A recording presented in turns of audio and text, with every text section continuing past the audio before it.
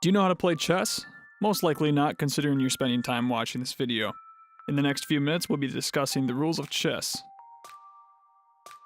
First, let's go over the game basics. Chess is a turn-based game played with a checkerboard, and the pieces are set up in the same way each time the game starts. Each player has a set of pieces, one dark and one light. The pieces are aligned with rooks in the corners,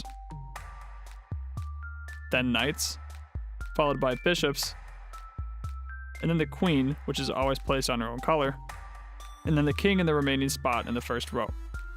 The second row is then filled with pawns entirely. Repeat the same process on the other side of the board as well for the other player. Chess is a game of elimination. Each piece in the chess set moves differently and can capture enemy pieces. The goal of the game is to eliminate the enemy's king. Now let's discuss the role of each piece.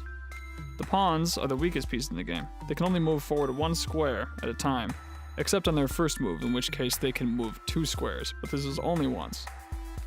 They're also capable of taking out enemy pieces diagonally.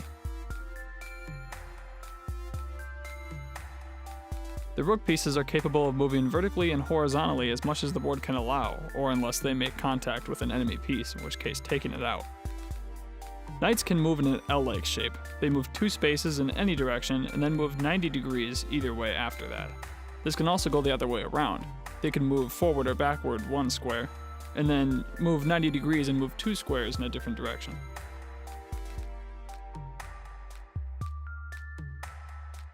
Bishops are similar to rooks in that they can move infinitely, or until they make contact with an enemy piece, although they move diagonally rather than up and down. The queen is the most powerful piece in the set. It's capable of moving in every direction. It's essentially the rook and bishop combined. The last piece is the king. The king is a weak piece, but the center of the game. It can move in any direction 1 square at a time, but if the king is eliminated, the game is over. Rather than putting a sneak attack on your enemy's king, you need to inform the opposing player that you're capable of taking out their king in the next move by saying check. The player can then use his turn to defend himself with another piece, or by moving the king out of the way.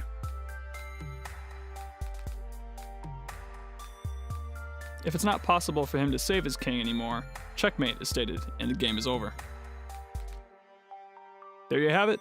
Now you understand the rules of chess, and in time you'll pick up strategies and learn to dominate in the chess world.